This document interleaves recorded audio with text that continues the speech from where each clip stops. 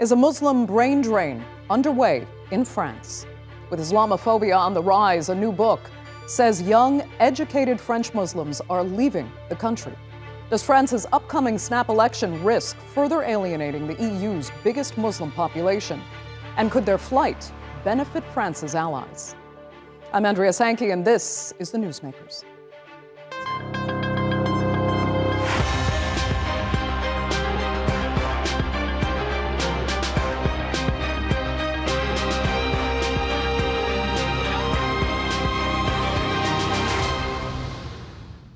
For years, immigration has been high on the political agenda in France, but little, if nothing, has been said about emigration. In a climate of increasing Islamophobia in the country, some researchers have been looking into specifically how many French Muslims are leaving, taking their education and skills abroad to escape increasingly anti-Muslim measures being enshrined into law. The country's century-old constitutional principle of laïcité ensures the separation of church and state and guarantees religious freedom. But in the past 2 decades, the government has placed greater restrictions on predominantly Muslim symbols. In 2004, headscarves were banned in schools. In 2011, face coverings were banned in public places. 5 years later, in 2016, Islamic swimwear, known as burkinis, were banned from public pools and beaches. Last year, the government banned abayas in state schools. And now, as of July 26, 2024, French athletes are prohibited from wearing Islamic coverings at the Paris Olympics. Now, all this while under the leadership of more centrist French governments. And now that President Emmanuel Macron has called a snap election, many French Muslims fear that leadership will take a hard turn to the right. I'm of Lebanese origin. I was born in Lebanon. People like me, on top of which I'm a Muslim, will be the first victims of Emmanuel Macron's risky bet if we find ourselves with a far-right prime minister in our country. Minorities, women, immigrants are going to suffer from this risky bet by Emmanuel Macron. I think it's a very dangerous game. He's adding fuel to the fire. Well, their fear of the far right taking power is justified. The National Rally Party currently enjoys a comfortable lead in the polls ahead of the first round of voting this Sunday. Its former president, Marine Le Pen, openly views Islam as a threat to French identity, advocating for a national headscarf ban in all public areas and stopping construction of all new mosques. Our idea of cooperation in Europe, our shared desire to protect our citizens, our common refusal to see our country submerged under the flow of migrants. Fundamentally, the fight we're waging is a commitment against two totalitarianism, globalization and Islamism, to which the European Union is responding respectively through adherence and complacency. Well, the National Rally's current president, 28-year-old Jordan Bardella, says his party will also scrap nationality rights for children born and raised in France by foreign parents. But his main priority appears to be keeping foreigners out in the first place. If I become prime minister of the country at the beginning of July, I will make the issue of immigration and border control one of my priorities. So where could these far-right policies leave 6 million French Muslims? The head of the French Institute of Muslim Civilization says the consequences would be no less than catastrophic. And the increasingly hostile environment is already having an impact. France, Loving It But Leaving It is a controversial new book that claims the Islamophobic atmosphere is causing a brain drain, with educated French Muslims leaving France for countries like the UK and Canada. Co-author Olivier Estevez fears this trend will only worsen. More and more French Muslims feel they are no longer at home in France, and of those who have left the country, over 70% report departing at least in part because of racism and discrimination. And Professor Olivier Estevez joins me now to talk further about his book, France, Loving It But Leaving It. Olivier, thanks so much for being with me on the Newsmakers. First, tell us why you carried out the research into French Muslims actually emigrating and why you thought it was worthy of a book. What concerned you about what's happening to the Muslim community in France? Well, it's pretty anecdotal, but what happened was that I remember I was teaching at the University of Lille a couple of years ago, and I realized that a few students young hijabi young women who were actually living in Lille, and some of them actually took the Eurostar to into London, which is quite convenient when you live in the downtown of Lille. So it dawned on me that there was probably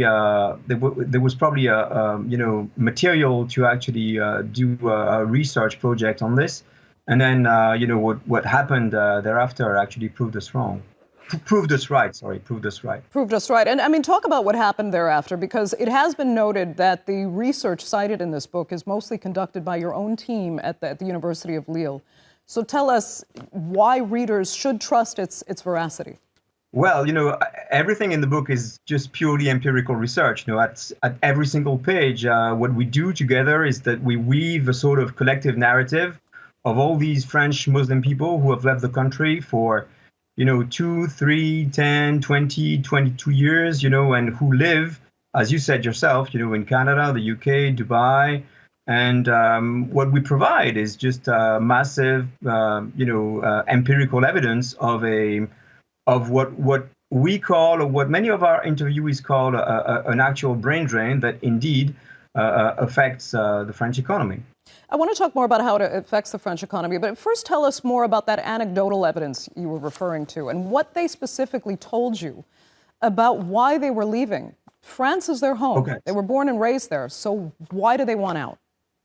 Yeah, this is fundamental when you refer to the fact that they are French, right? These people self-identify as French, the vast majority of them, and also they self-identify as Muslim. But in France, it's been growingly difficult to self-identify as Muslim and to practice Islam as a religion, and at the same time self-identify as French. And so a lot of the interviewees that we talk to, they will say things like, in France, I couldn't breathe anymore because of the constant harassment by be it politicians or the media, or even the sense that it's seen as barely acceptable to be a Muslim. But if you are a practicing Muslim, whose Muslim identity is visible in the public sphere, in public space, this is seen as unacceptable. And that, of course, led these people, many of whom have degrees, in economics, in various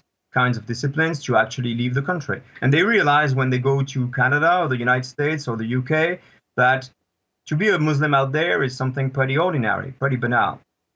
Yeah. And you know what, Olivier, I have to say, it's kind of ironic that France has always been so determined, really, to maintain its presence and its so-called sphere of influence in its former colonies, but then at the same time railing against immigration for those, from those same countries. Why is that the policy? Why does France want so much of involvement in its former colonies, but don't want the culture and the people to come from there? Yeah, I think France has been kind of trapping itself through a collective narrative of secularism, which laïcité, so in the French language, which by and large is dog whistle politics for referring to Islam and referring to sort of stigmatizing Islam as a problem. And so more and more people, millions of French people are led to believe, because this is what they've been told for so many years, since 1989, really, the first headscarf affair, that to show religion in public space is a real problem. It means that you don't belong. But of course, France has a strongly Catholic tradition. There are churches everywhere. There are many bank holidays. There are strictly Christian holidays. There are, Catholic processions in different parts of the country, and it doesn't seem to bother anyone. It doesn't bother me as such. And so I'm answering the question. I'm answering your question because by saying that, the country to a large extent has sort of trapped itself in a collective narrative that indeed would seem to exclude many of the people whose origins are to be found indeed in countries of North Africa, for instance. Right. So tell us then, does France's, this upcoming snap election, risk further alienating, this is the EU's biggest Muslim population, further alienating them, and then in turn, could this flight that you've referred to just benefit France's allies and neighbors instead? Yeah, I mean, I'm very bad at forecasting electoral outcomes. But what seems clear is that to be anti-Muslim and to say it openly has become almost part of the mainstream in France. And I think Emmanuel Macron's responsibility in this is huge. I mean, he's not the only one, of course. All the presidents before him, including Hollande, and then, of course, Sarkozy, are largely to blame too. But the point I'm trying to make is that this sort of anti-immigration narrative and anti-Muslim narrative that clearly, stigmatizes a part of the population in France that is French. I mean, it's fundamental to keep in mind that these people were born and bred in France for the vast majority of them. And you can see this by looking at the way, for instance, the environment is almost never talked about in the elections. Now, when the environment is not talked about, I know it sounds pretty counterintuitive to say this, but when the environment is barely talked about, it means that other issues are being raised as very important issues. And indeed, immigration is one of them. The political tone clearly of the election is set by the far right party. Yeah. Olivier, stay with us now, because I would like to discuss all of this further with two more panelists that are joining us. And let me introduce from Saint-Louis, France, President of the Forum of European Muslim Youth and Student Organizations, Hania Shalal. And from Paris, political sociologist and a non-resident scholar at the Middle East Institute, Amel Boubaker. Now, we did reach out to representatives of the National Rally for participation in this program. Unfortunately, no one was available to join us today. But let me ask Hania first a question. Hania, you have just heard the arguments that Olivier put forward in this book.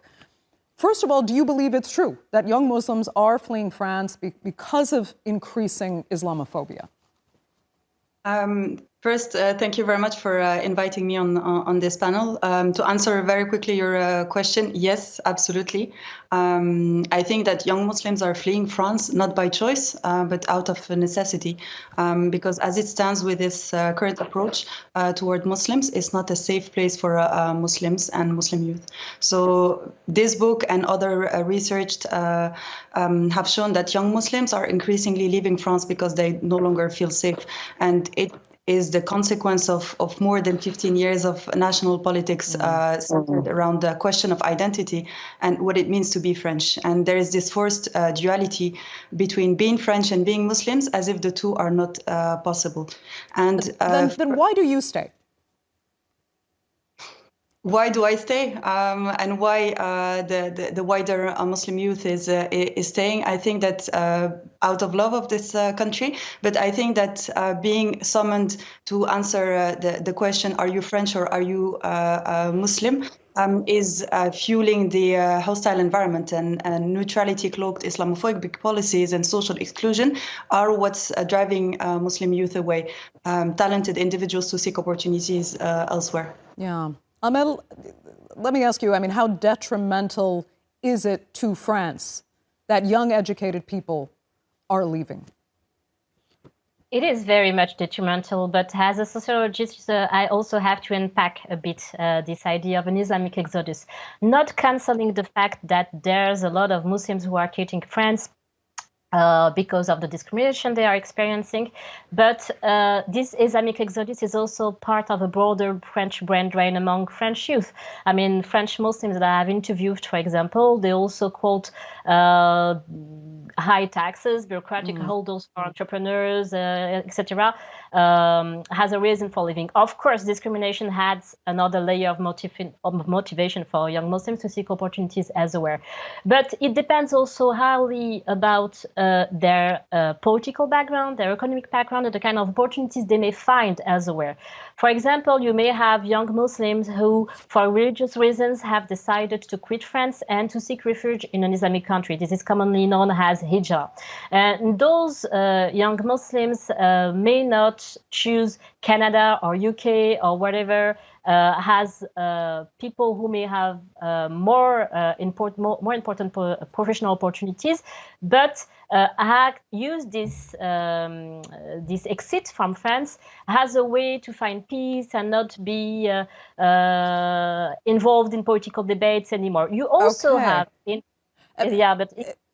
go ahead. Let me ask you quickly, Amel, though. I mean, is it fair, because the term that's being used is this institutional Islamophobia that is in large part driving people away. And I do agree with what you're saying. I know a lot of French youth have left the country because they find it difficult to get job opportunities. And these are, the ideal people for the National Rally Party that are also leaving because of economic conditions and sometimes class discrimination that it can exist, they say, in France. But is this institutionalized Islamophobia really there?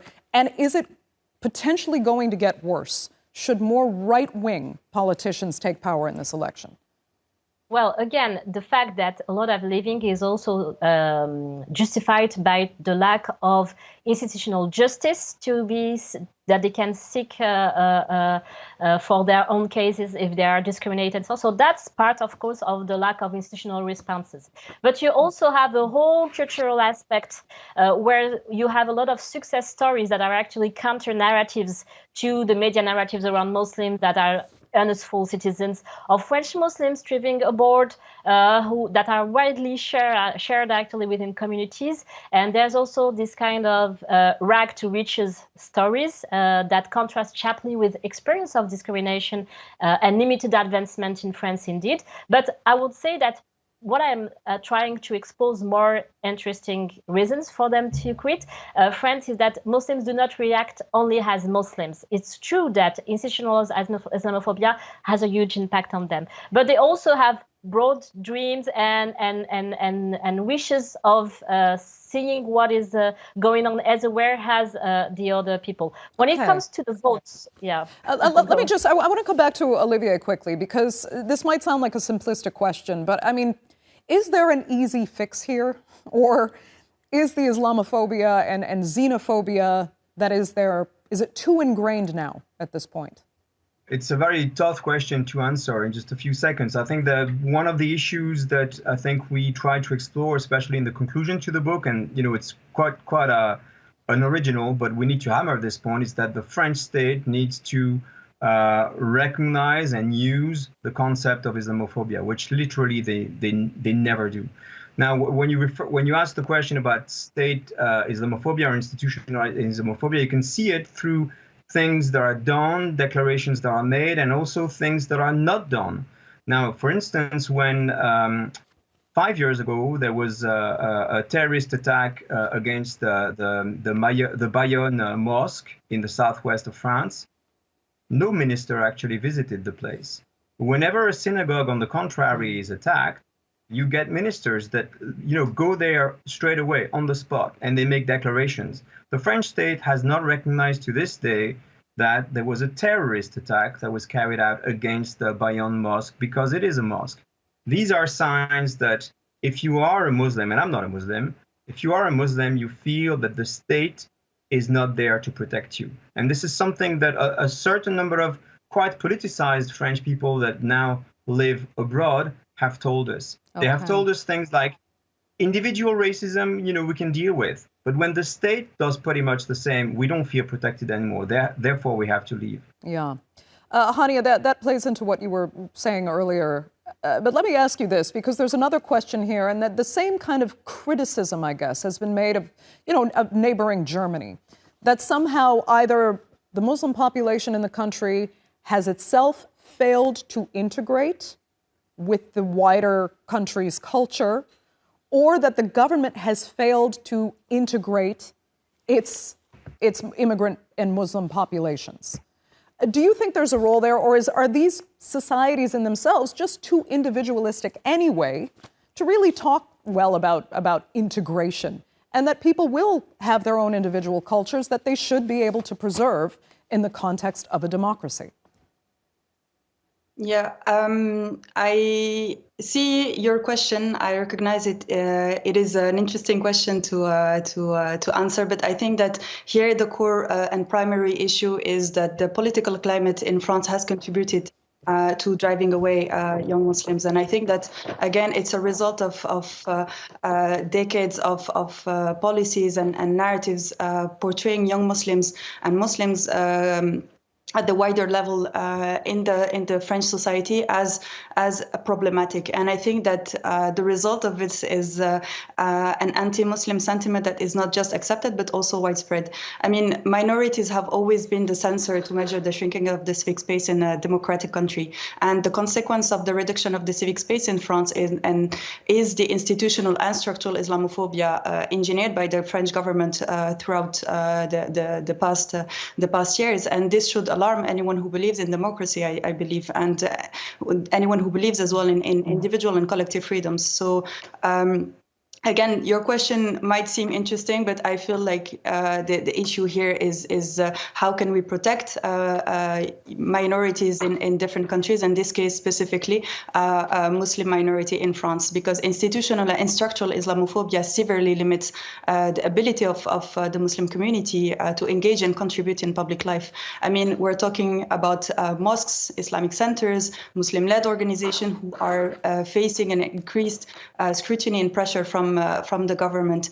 I would like as well to remind everyone here that in 2022, the Minister of Interior have claimed to have closed more than 700 Muslim organizations, establishments, mosques, and so on, and seized up to 46 million of euros in assets from the Muslim community. And this is a case of outright theft, and the crackdown on the Muslim community is the primary factor in French Muslim sentiment of insecurity. So, Hania, quickly, do you have any hope that things could possibly improve with the result of this upcoming election? With the result of this upcoming election, I feel like, I mean, all eyes are on France at the moment. We're only 4 days away from the first round of the most crucial elections in millions of lives of French, of Muslim faith, but also of minority backgrounds of any kind. And the far right has never been this close to govern, and we have to blame the liberals for that. And I feel like the hope is something that we can keep as young people as high as possible. But at the same time, it feels like the Paris 2024 Olympics of hate and Islamophobia has opened a bit earlier with the recent European elections and the snap parliamentary election campaign that have demonstrated that for the sake of a few votes, politicians are excellent runners to the far right and willing to gamble with the lives of millions of their citizens. So yes, there is hope. But at the same time, I would like to hold accountable our politicians who are easy to delve into Islamophobic rhetoric and narratives. Yeah, Amel, do you share that hope, I guess? And would you also like to see politicians held more accountable? Happily. Well, actually, again, there's multiple positioning. When you see French Muslims abroad, it's important to understand that they have not a problem with Frenchness. They're very proud to be labeled as French, but with the France's political offer. And France's political offer actually is not, in my opinion, going to offer more solutions, even if with the left-wing parties, offer more solutions to target discrimination effectively. It is so entrenched in France that it needs to be a collective effort. But at the same time, you also have French Muslims who are staying in France because not all of them have the opportunity to leave the country and face national opportunity to do so.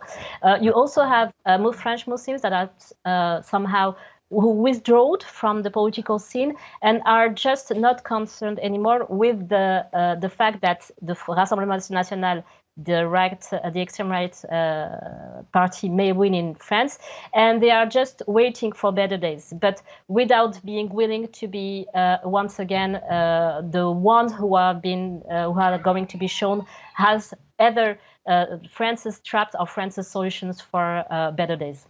Fair enough. Olivia, I'll tell you what, we're down to our last couple minutes. So having heard this exchange, what are your final thoughts here going into this election and its risks of potentially further alienating France's Muslim population? Well, it's very much, there's something like a sort of implacable, slippery slope there, and it seems that there is no end of, stigmatizing a community, many of whose members is actually French. So the prospects are pretty grim. But just to add one or two footnotes very quickly to this debate we've been having, in the book, I think it's fundamental to remember that we have talked to a substantial minority of people who don't self-identify as Muslim, but they have names like Muhammad, or they look Arab, so to speak. And they are stigmatized in just the same way, because they are discriminated against on the job market. That's one point. The last point I wanted to make is the comparison that you started to draw between Germany on the one hand and France on the other hand. What we have realized through our study is that a large number of the French people that we talk to, by the time that they actually leave France, they are not seen as Muslims or as Arabs anymore. They are seen as French. If you speak English like this, if your name is Mohamed, people will believe that you are French, not that you are Muslim. It's as easy as that. So it makes the comparison quite difficult in a way. It's quite interesting. Olivier, unfortunately, that will actually have to be the final word for this edition of the Newsmakers, because we are now completely out of time. But I'd like to thank all three of you really so much for being with us on this edition. Our viewers, of course, for joining us as well. Remember, you can follow us on X, and do be sure to subscribe to our YouTube channel. I'm Andrea Sankey. We'll see you next time.